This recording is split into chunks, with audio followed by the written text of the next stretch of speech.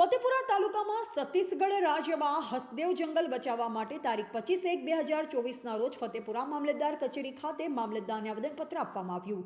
ફતેપુરા તાલુકામાં ભીલ પ્રદેશ મુક્તિ મોરચા અને ફતેપુરા આદિવાસી સમાજ દ્વારા ફતેપુરા તાલુકા દ્વારા છત્તીસગઢ રાજ્યમાં અદાણી કંપની દ્વારા હસદેવ જંગલનો વિનાશ કરવામાં આવી રહ્યો છે, જે પ્રકૃતિને નાશ કરતો એક કિમિયો જોવા મળે છે।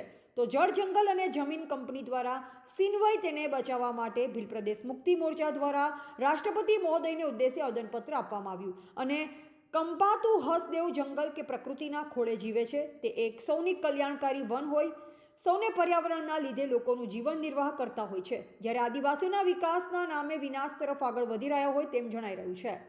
જેમ કે કેવડિયા જેવા પ્રોજેક્ટ, કોરિડોર ભારત માળા પ્રોજેક્ટ, રતનમાળ રીંછ અભયારણ્ય વિસ્તારમાં વગેરેના કામને વિકાસ બોલાવી આદિવાસીઓને બેદખલ કરી વિનાશ તરફ લઈ જતા જોવા મળ્યા છે।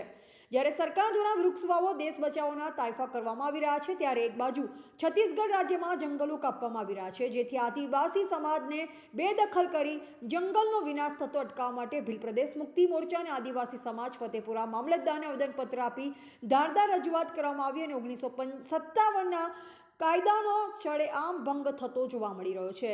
આ જે જંગલ કાપવાનું જે કામ આદિવાસી વિસ્તારમાં ચાલી રહ્યું છે તે તાત્કાલિક બંધ કરે, એને રોકે, આટલી જ માંગણી સાથે અમે મામલતદાર સાહેબને આવેદન આપ્યું છે, રાષ્ટ્રપતિ સાહેબ તેમજ કલેક્ટર સાહેબને સંબોધીને।